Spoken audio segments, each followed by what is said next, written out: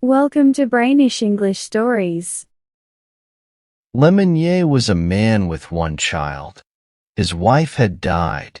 He loved his wife very much and was always good to her. He was a good and honest man. Lemonnier fell in love with a poor neighbor. He asked her to marry him, and she said yes. He had a good job selling cloth and thought she loved him for who he was. She made him very happy. He always looked at her with love. During meals, he made many mistakes because he was looking at her. He would laugh and say, "I love you so much. It makes me silly." She would smile but sometimes get tired of his attention. She would say, "Be sensible. Eat your food." For 5 years, they had no children. Then she told him she was going to have a baby. He was very happy and stayed with her all the time. His old nurse had to push him outside to get fresh air. Lemonnier became close to a young man named M. Durtour, who knew his wife for a long time. M. Durtour often came for dinner and brought gifts. When the baby was born, his wife died. Lemonnier was very sad, but the baby gave him strength. He loved the baby very much because it reminded him of his wife. The baby was all he had left of her. He kissed the baby a lot, but also felt sad because the baby's birth took her away. Lemonnier would watch his son in the cradle for hours, thinking about many things. When the baby slept, Lemonnier would cry. The child grew up. The father never left him alone. He stayed near him, took him for walks, dressed him, washed him, and fed him. His friend, M. Durtour, loved the boy too. He played with him, tossed him in the air, and tickled him. Lemonnier was happy and said, "Isn't he a darling?" M. Durtour hugged the boy and tickled him. But Celeste, the old nurse, was not kind to the boy. She got angry at his pranks and the men's attention. She said, "You will spoil him."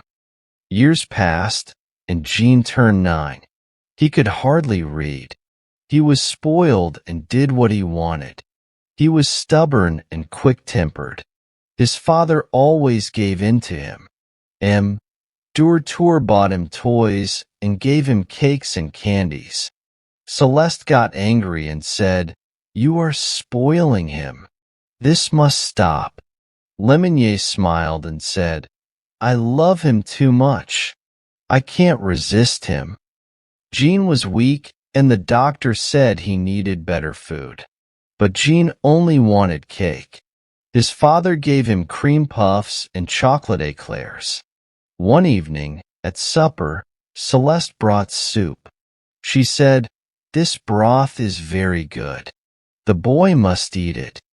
Lemonnier, scared, looked down. Celeste filled his plate, and he tasted the soup. He said, "It is excellent." Celeste put soup in Jean's plate.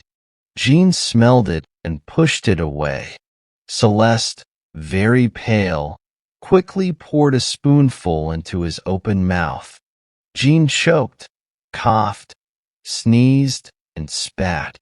He grabbed his glass and threw it at the nurse, hitting her stomach. Angry, she grabbed Jean's head and forced more soup into his mouth. He turned red, coughing and choking. At first, the father was too surprised to move. Then, he rushed forward, grabbed the nurse by the throat, and yelled, "Out! Out! You brute!" She pushed him away, her hair messy, and shouted, "You're mad at me for making him eat soup while you give him sweets?" He kept shouting, "Get out! Get out! You brute!" She yelled back, "You think you can treat me like this? That boy is not even yours. Everyone knows it but you. Ask anyone. The father stood still, pale and trembling. He asked in a shaky voice, "What did you say?" She replied, "I say what everyone knows." He tried to throw her down, but she was quick and strong. She ran around the table and shouted, "Look at him. He looks like M. Durtour, not you. Everyone knows it's the town joke." She left the house. Jean, scared, sat still. After an hour, she came back. Jean had eaten all the cakes and jam. The father was gone. Celeste took the child, kissed him, and put him to bed. She cleaned the dining room, feeling very worried. The house was silent. She listened at her master's door and saw him writing calmly through the keyhole. She went back to the kitchen, sat down, and slept on a chair. In the morning, she cleaned the house and prepared M. Lemonier's breakfast. She waited for him to ring, but he did not. She got more worried and took the breakfast tray to his room. She knocked, but there was no answer. With her heart pounding, she opened the door and screamed. M. Lemonnier was hanging by a rope from the ceiling. His right slipper was on the ground, and the left one was still on his foot.